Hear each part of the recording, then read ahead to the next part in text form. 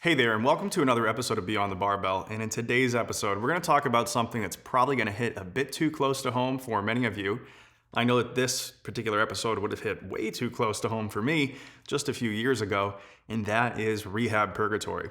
Rehab Purgatory, if you're not already aware, is that space where you're not quite injured anymore. You've probably been to PT, probably in and out of PT, but you're definitely not where you want to be. So even though you're deemed functional or better, you're not actually moving, feeling, or performing the way that you want. And it's at this point that you've been in this cycle of doing exercises, focusing on stretching out tight spots, and bouncing from one specialist to the next, but really seeing no progress. So when you're in rehab purgatory, your progress is completely halted or is very, very slow. And so you're stuck, and at this point, you have a high risk of becoming what I like to call a movement overthinker. And a movement overthinker is someone, as you could imagine, that's thinking about every cue that they're using, that's obsessing over certain concepts, and we'll define this a little bit later in the episode. But this isn't just something that's, yeah, that guy's overthinking movement a little bit. No big deal, that's just kind of how he is. No, this is costing you time, confidence in your ability to move, and robbing you of the level of performance that you deserve.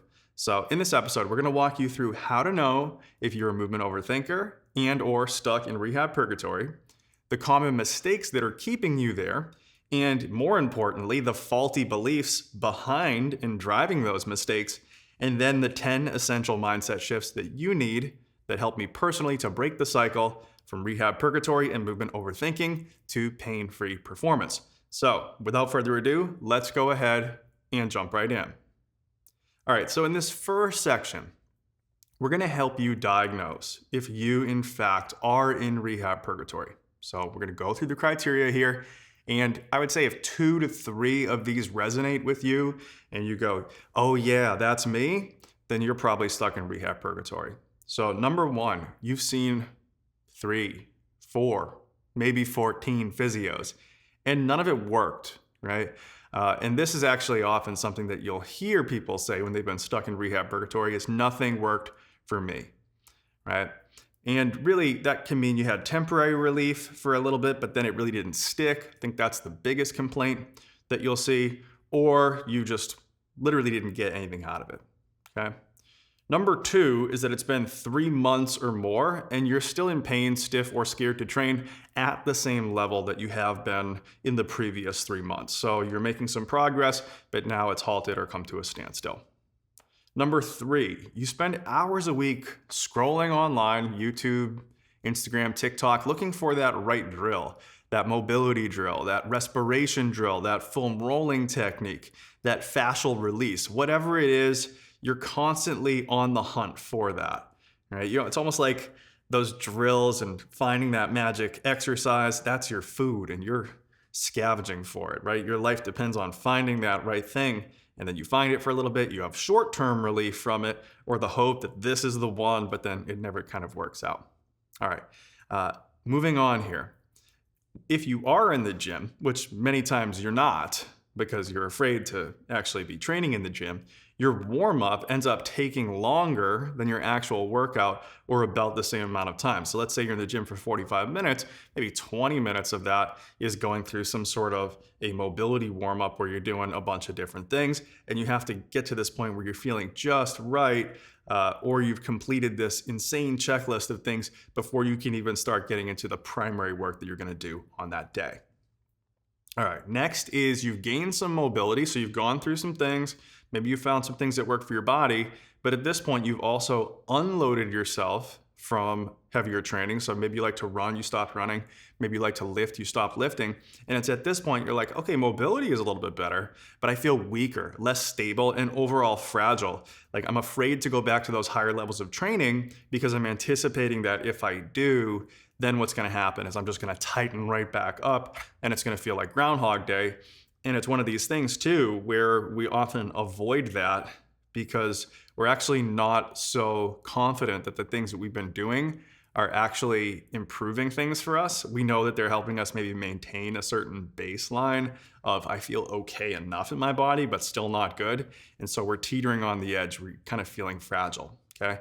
Now, if this sounds familiar to you, chances are you're like a lot of the people I work with, and you're actually fairly diligent with what you do. So you get a plan, you stick to it, and the belief underneath that is like, if I just do the right things and I find the right person to tell me the right things and I do them diligently, then I will get better. And so when you're in rehab purgatory, this isn't like you're being lazy or you don't want to work hard, you don't want to reach that level of performance. It's not a lack of effort, right? It's just the wrong strategy that is fueled by the wrong beliefs. And those beliefs are what actually make you make the mistakes that we're going to go over here, okay? So when you're in rehab purgatory, the mistakes that you're making, we'll go in sort of no particular order here, they perpetuate this cycle and keep you stuck, right? But all of these mistakes are things that are totally kind of almost common sense and just a direct response to our human nature, the way that we're wired. So as we're going through this, and in this entire podcast, we're not trying to say that you're irrational for doing these things, or you're wrong to think that these would be the right things to do.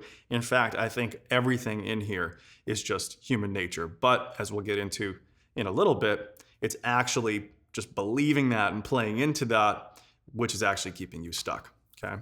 So number one here in terms of the mistakes, it's going to be chasing temporary relief with things like foam rolling or stretching or scraping, right?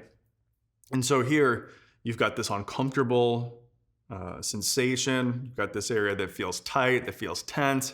And so you're going through things like foam rolling, stretching, and scraping, which, like many things, often have a short-term benefit. So you do your rolling the first time, oh my God, yeah, it hurt while I was rolling, but afterwards I felt like that leg was looser. Now I got to do it. But then in the subsequent times that you're doing it, it doesn't have the same return, which makes you worry, am I doing this correctly? Am I doing this incorrectly?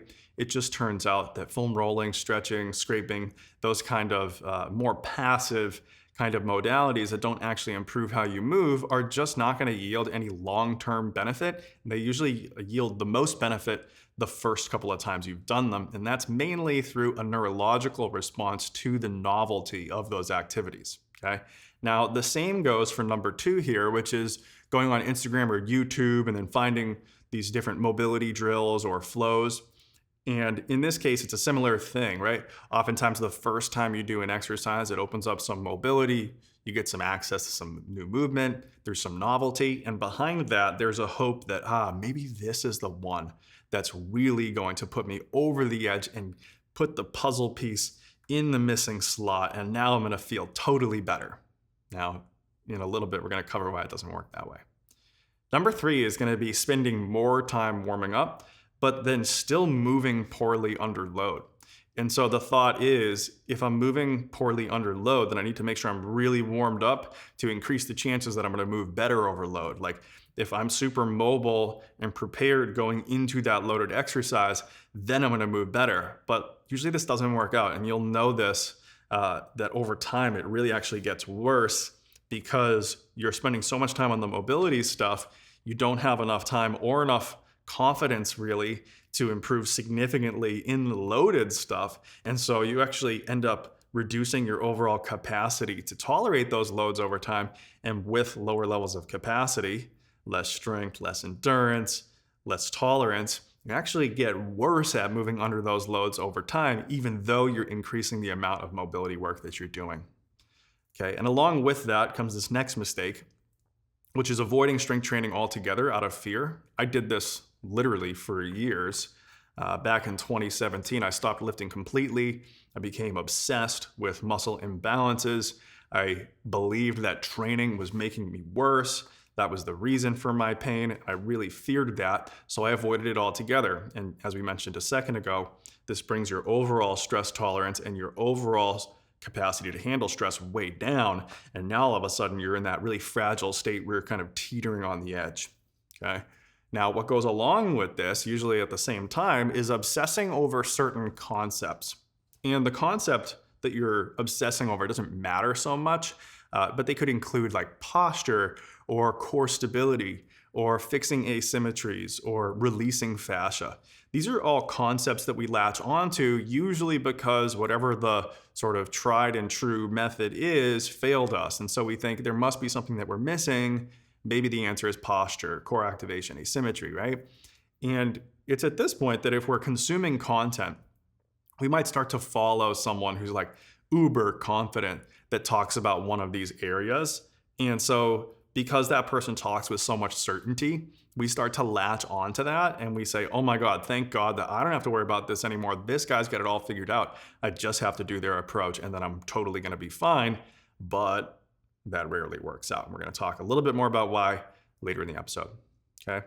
Now, with this, kind of playing off that, is we get so obsessed with the idea of a specific methodology or system or small component of the body being responsible for everything that we're experiencing, that we go from one method to the next every few weeks. We're just switching.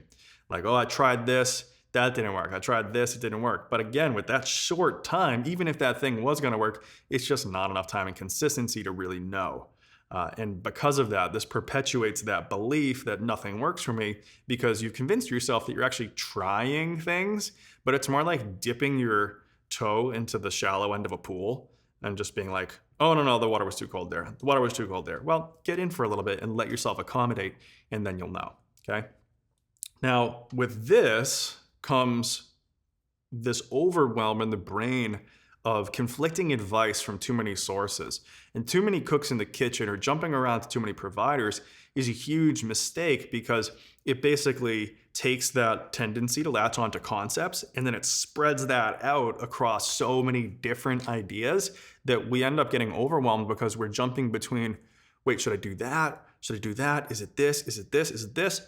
And that actually increases non-physical stress. And if your issues are based around having muscle tension or body tension, that increased non-physical stress is actually probably going to make you stiffen up and lock up and drive that fight or flight response that's perpetuating some of the unwanted experiences that you're having in the first place. Okay. Moving on to here, last one is going to be believing that just unloading the body is finally going to make you feel better, right? So, oh, I've just been doing too much. I just have to be easy on myself. I just have to do self-care, right? All this stuff. Again, for the reasons that we talked about before, the reduction in capacity that comes with that, this is rarely a good strategy. You can unload the body, relatively speaking, if you are truly overdoing it with your training, but 9 times out of 10, it's not having the recovery systems. It's not getting enough nutrition, enough sleep, enough walking, being able to reduce stress, managing relationships, things that are more about stress outside of the gym than in the gym. So a lot of people will try to solve non-movement problems by adjusting on the movement side. And all this does is it makes us more afraid to train while actually not addressing the root cause of the problem in that case. Okay? All right, so all of these actions make sense on the surface, but again, they don't work. And the reason they don't work is because they're driven by the wrong set of beliefs. So we've already started to kind of talk about some of those beliefs that are underneath of these mistakes, but I want to spell these out one by one and use some analogies here to help you see why these beliefs are incorrect. And then we're going to talk from there about the helpful actions that you can begin to take once you understand the issues with these beliefs. So let's go ahead again, just one by one here in this section, starting with the idea that your body is broken. So a lot of people feel like the body is broken because it's been functioning in a suboptimal state for a long time. And again, this is a natural feeling to have, right? I did something to my body, or over time, something changed with my body and it's been broken and I haven't been able to fix it. So it must be broken, right? And it isn't broken. It's adaptable. The fact that your body actually started to change the way it behaved in the first place shows that it has an ability to adapt. Now, this isn't always favorable, but this does show evidence of the ability to adapt. What we call that when we're in the presence of an injury or a prolonged stressful time is allostasis. And it's basically just your body's tendency to change its set point of certain systems, including your movement system, in response to stress.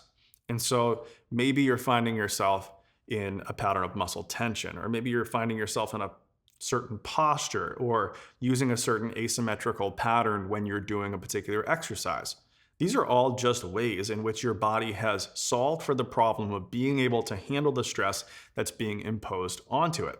And so oftentimes, if we're believing that the body is broken, then we think that we need some sort of magical exercise or intervention to fix it, when in reality, we just need to be able to apply that stress in the correct way to allow those adaptations to happen in a favorable way versus an unfavorable way. So I want you to think of this like, if your body is a car, you might think, oh, I need a mechanic. I need someone out there to diagnose what's wrong with it and then fix it. But actually, there's nothing wrong with the car. It's just that in this analogy, what you need isn't someone to fix it and to diagnose it, but instead to give you a better map of how do you get from A to B. Because if you get on a certain route and there are certain challenges that come up along the way, you're going to adapt to those. And if they're the right challenges, you'll adapt to them favorably, right? If the challenges are too great or too little, then either you won't adapt in the right way or you won't adapt at all. All right. All right. Belief number 2 is that pain equals damage. And truth is not always. So pain is just information. It's just a warning signal, right?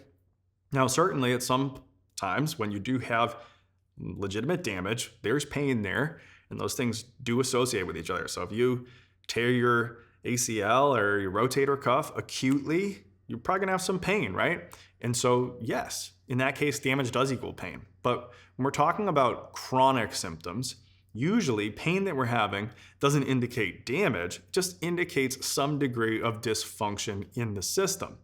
Now, that can happen at many, many levels. And what we wanna do is we wanna understand what is going on underneath. So what limitations do we have in strength? What limitations do we have in mobility, in endurance, in cardiovascular fitness, right? In emotional regulation even, and be able to then, from there, take that pain as a signal that something is going on, tune in, and intervene at the right level. So think of pain as not the indication that something's wrong, right? It's just something like a check engine light or a smoke alarm, right? It's telling us that there, maybe is something going on that's not so great, but it doesn't mean the house is burning down, right? You might just be burning the olive oil. It's not that big a deal, okay? All right, number 3, I need perfect posture or symmetry. So first of all, humans are very asymmetrical by design. And if you go and you watch the Olympics or you watch an NBA basketball game and you start paying close attention, you're going to notice that these high-level athletes are incredibly asymmetrical. And it makes sense. I mean, a lot of them are doing asymmetrical activities, but they're not this symmetrical kind of model of perfect posture. Right? And the reason is because posture is just a snapshot, right? So in some cases, posture can definitely associate with pain. If I hurt my knee and I go to walk on it, I might favor that side and not load it, but I could have the same resting posture as someone who can load over their knee completely fine. And the posture alone doesn't tell us anything. It's the posture in context that tells us a lot more. And so in this example, if I have someone who is in a funky posture because they don't want to load their knee, that's something I need to address by beginning to load the knee and restoring the function where it's lost, versus if the person stands in a funky posture, but they can move into any position they want, well, then it's not an issue and we don't have to fix it. So we want to look at posture as more of a symptom or an associated factor rather than a cause. Okay. After all, we are talking about improving movement here, not static positioning. Okay. All right.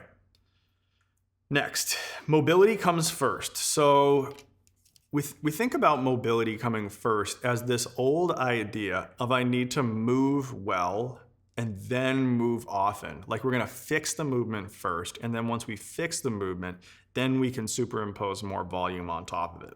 And this is a good thought.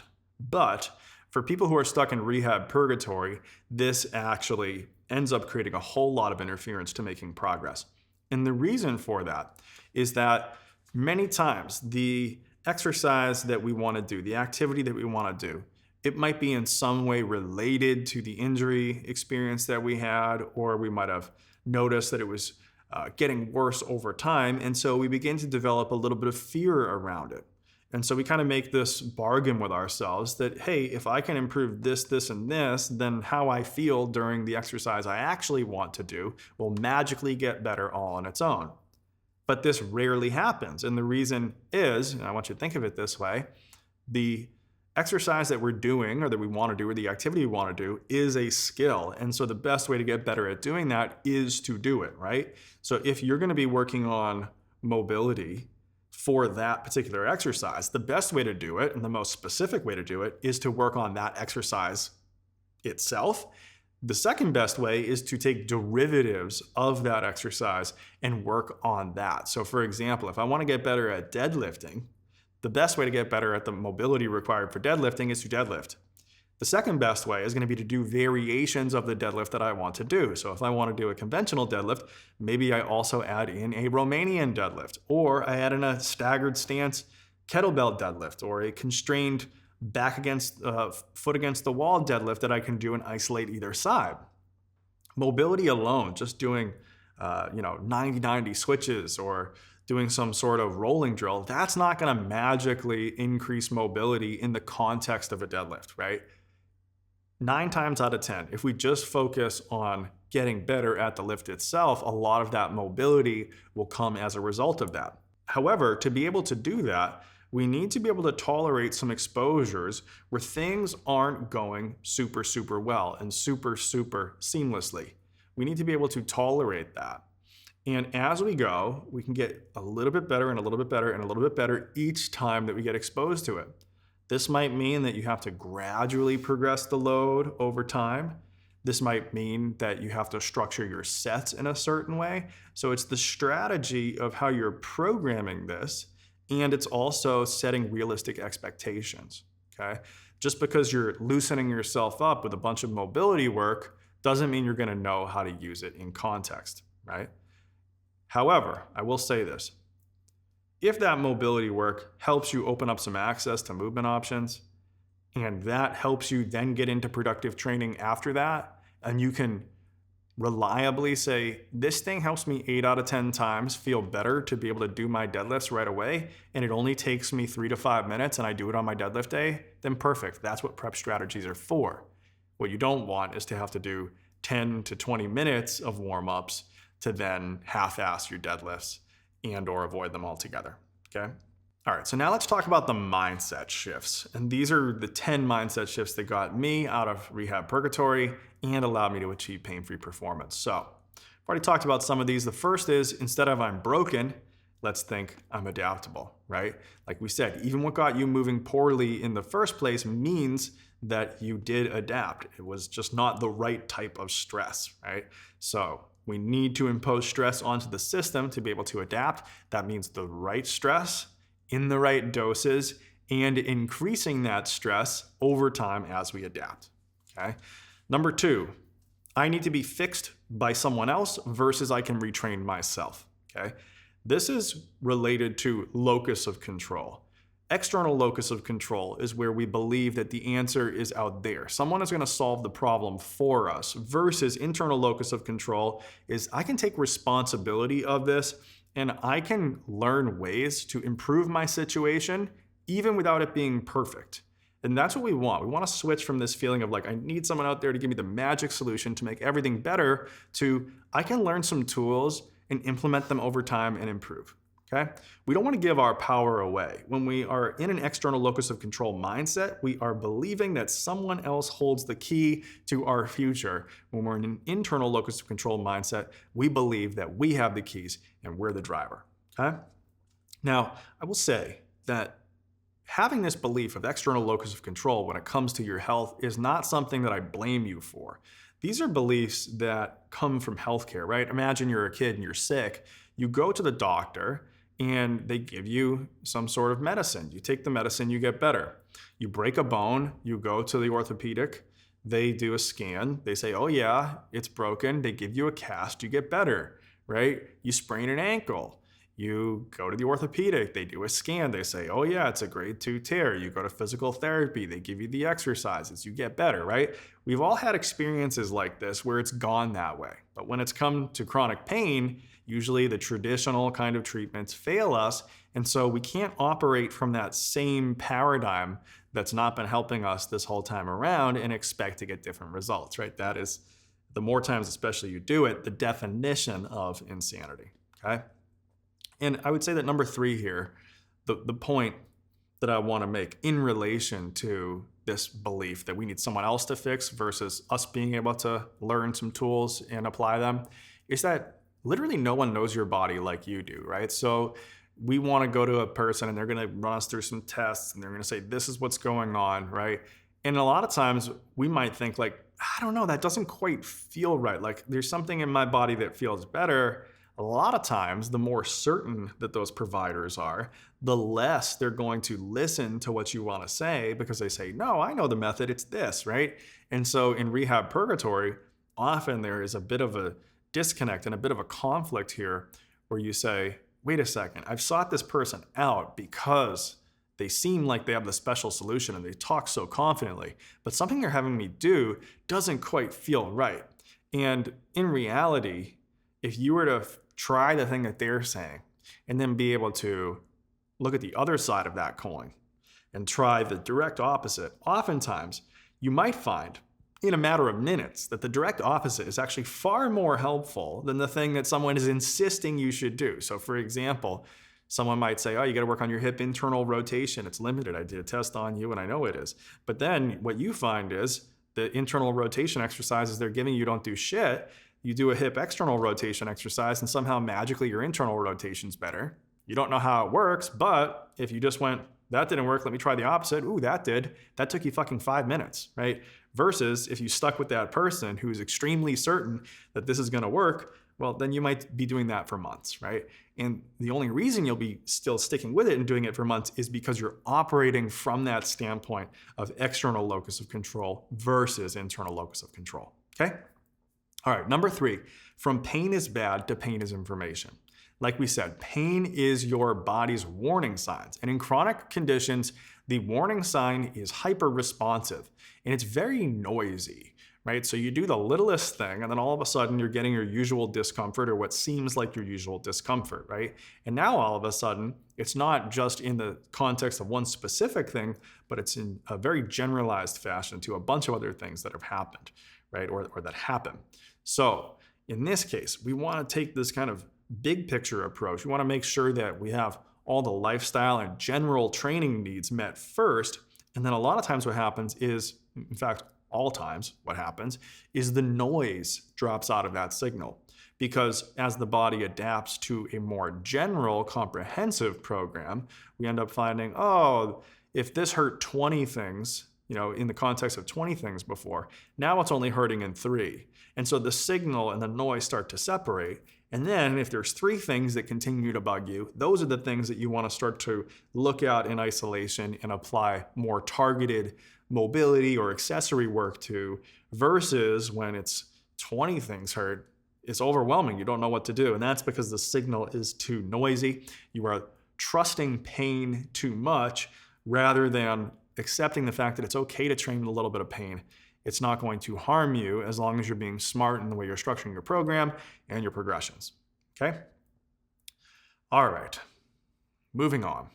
Number 4, from I need mobility, I just need more mobility, to I need competence, okay? So if we look online, and this is true of my content too, mobility drills are gonna be the ones that are always promoted for a couple of reasons. Because first of all, they're kind of lower level, they're different, right? So they look good. Oh, wait, what's that? I haven't seen that before. They're novel.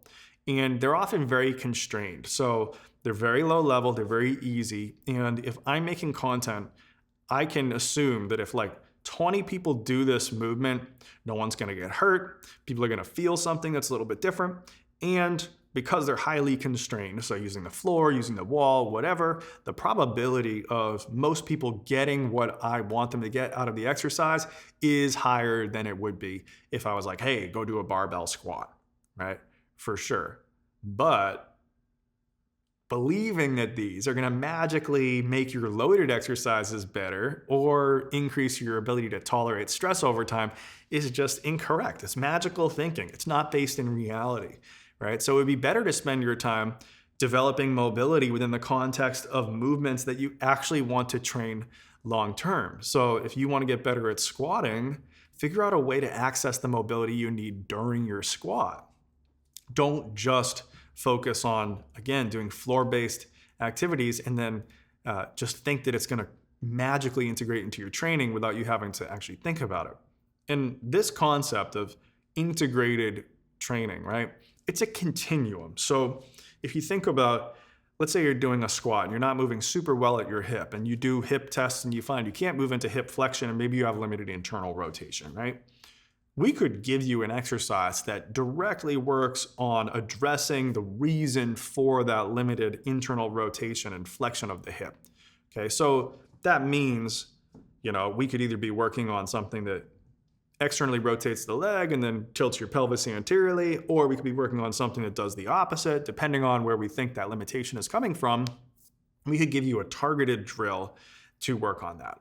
However, when you go to squat, there is an element of motor control, of being able to competently move in that pattern, that you're then going to have to be able to access in order to take whatever change you created from that exercise and be able to get changes that stick in the context of your lift. Now, in reality, I could look at the way you're doing that squat and I could say, oh, look at that. Your back is rounding too much on that side. You're not accessing hip flexion and internal rotation. Your leg deviates inwards. Move the leg out a little bit, APT a little bit more, boom.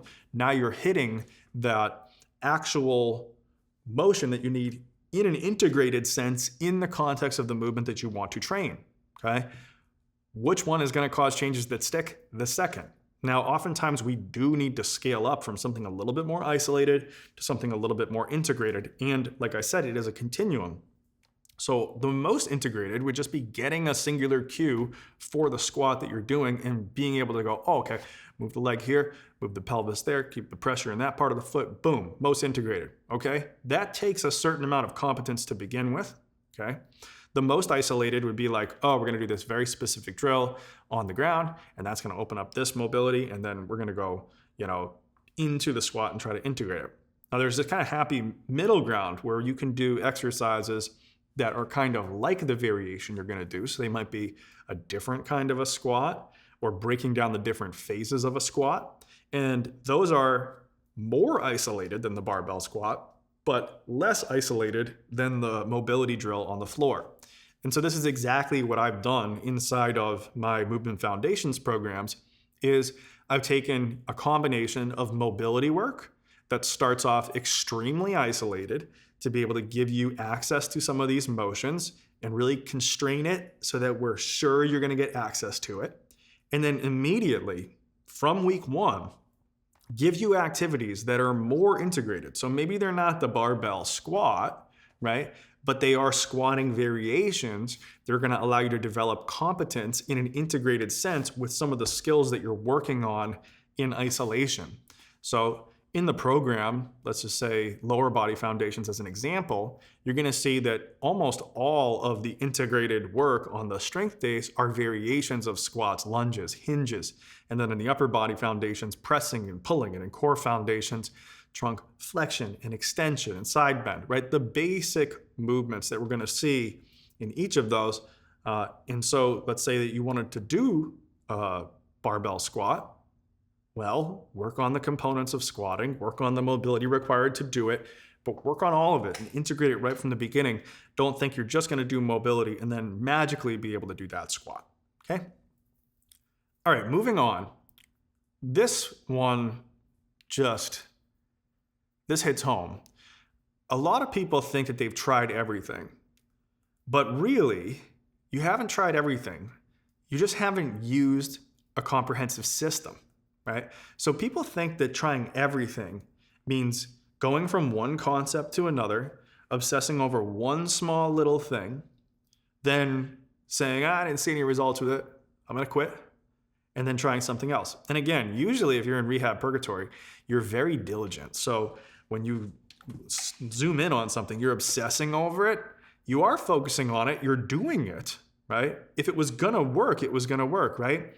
But again, a lot of times it's missing the big picture of integrating and progressing like we've just talked about. And so we think, the mobility stuff, it didn't work for me. But if it was in the context of a comprehensive program where you're doing a little bit of mobility work to open up access and then you immediately begin to integrate, then you'd probably get changes that actually stick.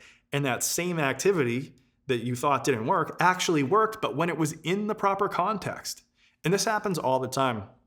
I was working with someone and I showed them an exercise they had done before, and I told them what they should be feeling from it, what the intention of the exercise was, and then how it was going to translate into their training. They were able to take that and immediately make improvements, and they're scratching their heads like, I tried this before, I thought it didn't work. Well, it wasn't what you were doing, but how you were doing it, right? Exercises are just vehicles, right? So people are worried about, do I need a Hummer? Do I need a Corvette? Do I need a Land Rover? And they spend just literally hours a week obsessing over that question, when in reality, they're just all vehicles. If you don't know where point A is and where point B is, or what that roadmap in between looks like, then it doesn't matter what vehicle you're in at all, right? Now, what you need to realize, looking at exercises as the solution, right? And trying to find that one special thing, it's all in an attempt to be certain about what's going on. And this is predicated on this underlying idea that knowing more is the answer, in that locking it down to a root cause is the answer. But for most people, you really don't need that special exercise, and you don't really need to know what's going on. You just need to be able to cover all your bases and check all the boxes, right? So instead of asking your mobility work to solve all of your problems, just realize that mobility work has a specific purpose, that is to open up some access for movement. But then that is not going to be what gets you stronger and more resilient. So you need something else to do that too, right? Don't ask any one specific thing to do more than it's intended to. So put the mobility where it belongs, then put your strength where it belongs, work on your endurance where it belongs, right? Even work on meditation, stress reduction, where it belongs. But don't look at any one of these things and think that's the special solution. Instead, think, how can I take these tools and put them together in the context of a comprehensive program that scales and grows with me over time? Okay. Now, again, it's not your fault. Online content positions these isolation exercises as the solution, but never talks about a comprehensive system or program. All right, moving on. From posture is the problem to movement is the solution. So like we said before, poor posture is something which honestly is pretty subjective, right? What is poor posture to me might not be poor posture to you, but it's influenced by so many factors. Even just our emotional state can influence our posture. So we don't want to make the association that posture causes pain, but they can associate with each other, right? So look at posture as an indication that something might be going on, but not as the cause of pain, okay? See it as a symptom, and then think about what can I do to improve that. So when it comes to movement, we're thinking about mobility, strength, and balance, right? When it comes to stress overall, we might be looking at things that have to do with mood, that have to do with stress reduction. You can work on all those things holistically, the posture will improve itself, okay? All right, next is, this is how I am. So just accepting, oh, I'm always gonna be stuck like this. Changing that to change is always possible, right? Now, I understand where you're coming from here, which is that the longer something's been going on, the easier it is to think, this is never gonna get any better, right? Now, I'm gonna give you some counterintuitive advice here. Lean in to this thought in one sense, but lean away from it in another. And this is what I mean. Pretend that what you have going on is never gonna get better. Like the specific gripe that you have with how you move or what your body is never gonna get better. Just imagine someone told you right now, hey, that one thing is never gonna get better, right? But then align your actions with what it would take to function despite that thing never getting better at the highest level possible, okay? Now, this isn't true. The reality is that in the vast majority of circumstances, some level of change is always possible, right? But if we can accept that, hey, this thing's not changing super easily. I can either use this as an excuse to hold myself back, or I can get everything else to come up, raise the overall level. And even though this is a weak link, I can make the entire chain stronger and more robust and resilient. And then over time, this will become less of an issue by comparison, right? But again, the reality is that 99% of the time, you can make a ton of progress with old stuff that's even years old just by applying sound principles. You won't know what those are unless you go through that comprehensive process that allows you to identify, okay, what is going on here? What are the skills that I have? What are the skills that I don't have? What do I need to work on? What don't I need to work on? With a signal and noise ratio that's all out of sorts, where it's so noisy and everything makes you feel worse, you're just never going to be able to really identify what it is that you're going to need to work on. So again, go big picture, get better generally first. Then as you're moving more, then focus on what you need to be able to do to move better, first from an integrated standpoint, then scaling back towards isolation to supplement what you're doing on the integration side. All right, number 8 here, okay? I'm too tight to train, right? I want you to think of too tight to train as a symptom that you need to train more to figure out how to get that tightness to improve with training, right? So the vast majority of people that I work with, they come to me in the beginning, they have some sort of level of tightness. We work on some isolation drills as well as a comprehensive gym program. And over time, what they find is the isolation drills certainly open things up, allow them to feel less tight, but because they're integrating them into their gym program, that gym program begins to have the same result, and usually actually even a better result than the isolation activities. And then about 4, 6, 8 weeks in, they usually start to ask me, hey, can we get rid of the isolation stuff? I feel better after my workouts, right? So this all harkens back. The reason you have this belief in the first place is that this harkens back to this idea of move better first, then move more. Like we got to fix the movement quality before increasing quantity. But again, this doesn't take into account the role of skill acquisition. If we want to get better at a movement, we need to do it more, right? If I want to get better at playing a song, just playing scales all day long isn't going to get me better at that song. Playing the song is, right? And a lot of times this is really tough for people because you'll go, I was squatting just fine, then I had this injury and now I can't squat anymore, right? So you think you got to do something special to get back to being able to squat well. And a lot of times it's the frustration when you are squatting that, hey, this is not going as well as it used to go. I want this to go better. And so instead of just being like, oh, you know what? I got injured and now I'm having a hard time squatting and it is frustrating and I feel the frustration when I'm doing it. I can accept that. We avoid the frustration by making the promise to ourselves that we're just going to be able to do the isolation drill and then magically be able to squat. Well, we might need to supplement with some isolation stuff, but don't avoid the squat altogether, right? Okay? All right, moving on. Number 9, load is dangerous to load is what makes me resilient, right? Okay, when there's pain, loading the body can seem dangerous, but it isn't, right? It's not to load it or not to load it, it's just how do I load it, right? So how much, the magnitude of loading, where do I load it, the location of loading, how fast do I load it, the velocity of loading, right? The direction, all sorts of things you can do to modify how you load an injured or underperforming area, but not loading it all together is never going to get you where you want to go, okay? Think of loading not as just increasing stress. That is what it is, right? But think of it as a cue. So if I place a load in a specific location and then have a specific direction in which that force is acting, it's actually going to tell me how to organize myself around that load, okay? From a more psychological standpoint, it's also going to prove to us that we are capable, right? So if we're having pain, oftentimes learning to train with some load then actually reduces the perception of threat by the brain, and we go, oh, actually I can handle this. We get real-time evidence and feedback that we are capable.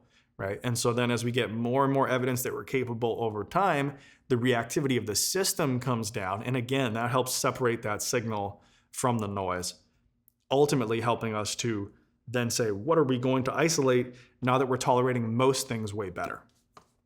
All right, last but not least here is I need the right exercise. We need to change that to I need the right strategy. Like we've talked about, exercises are vehicles. If you don't have a roadmap, it doesn't matter what vehicle you have, right? Point A to point B, you need to know how to get there. And what I see as being the roadmap is if you are limited in your ability to perform and you're in pain right now and you want to get to a state of pain-free performance and you know that you're not moving the way you need to be able to do that, then you need to develop the key movement skills along the way that are going to allow you to move competently, as well as increasing your tolerance and capacity to handle stress to cause the body to adapt in the right way. It's that combination of the skills as well as the overall capacity of the system that ultimately allow you to achieve a state of pain-free performance over time. But no exercise is going to do that for you. It's the combination of those exercises together and progressing and scaling over time that allows you to do that. Okay? All right, so that was the 10 beliefs here. I'm going to wrap up here by talking a little bit about the solution. Okay? If you've been listening to this and thinking, yeah, that's me, right? Well, then I built something for you. And what that is my Movement Foundations program that I specifically created to get you from Rehab Purgatory to a state of pain-free performance. And this isn't just theoretical, it is the biomechanics-based training system that I developed to help myself and to allow me to take the guesswork out of what I was doing and to take the confusion out of it. So you want to understand how your body works and what's keeping you stuck from a movement standpoint, but you don't want to get so in the weeds and obsessive about it that you start characterizing movements as good and bad. Instead, you want to be able to look at this as a simple checklist of skills that you can do. They're going to help you begin to identify, first of all, and then second of all, rebuild whatever is lacking all the way from the ground up, right? As a consequence of improving these key movement skills, you're going to improve posture. Your mobility is going to get better. You're going to get stronger, right? All together by going through that process of isolation, integration. So every single week in this program has isolation, integration. We have 2 sessions per week of each. You can do all 4 sessions. You can do 1 session of each. You can integrate it into the training you are already doing. You can do it as a standalone program. Long term, after you've gone through each 4-week program, what you're going to be able to do is identify what that you worked on in this program then is going to become part of your prep strategies or part of your accessory movements to help you make progress on those primary movements that you're still having trouble with, right? Once you can do that, then a warm-up that was 20 minutes that has a bunch of drills that you don't even understand what they're really doing can then go down to the one specific drill that you know really helps you to be completely prepared for that movement, or an accessory movement that helps you develop a skill that's still lacking that you know as you improve will help you get back to the actual activities that you want to do, okay?